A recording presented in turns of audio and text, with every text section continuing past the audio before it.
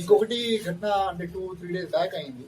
So దాంట్లో మడలగుంట టాండా కుబీర్ మండలం ఒక అంటే లంబాడా కులం అయితే లంబాడా కులం వాళ్ళు ఒక పెద్ద మనిషి అంటే ఒక పూర్ అమ్మాయికి వేరే వ్యక్తితోని పల్లి చేయడానికి చెప్పి అమ్మాయికి డబ్బులు ఇస్తా చెప్పుకొని అమ్మాయి పేరెంట్స్ వాళ్ళకి చెప్పుకొని ఆమెకి తీసుకొని బేతకి తీసుకొచ్చారు.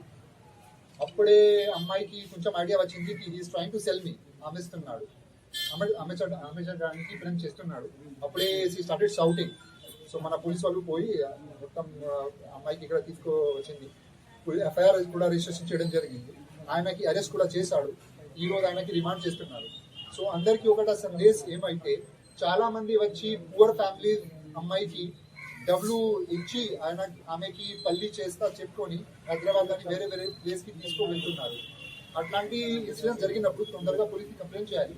Because this is also type of human trafficking. So అట్లాంటి పని కూడా వేరే వేరే ఊరు లెవెల్లో నడుస్తుంది. సో దాంట్లో ఇన్ఫర్మేషన్ వచ్చినప్పుడు మన పోలీస్కి చెప్పాలి.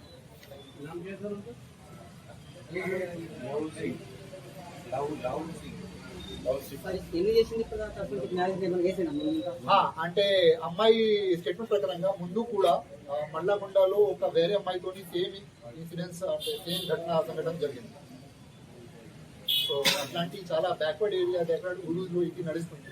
సో కొంచెం అవేర్నెస్ దీని గురించి కూడా చేయాలి.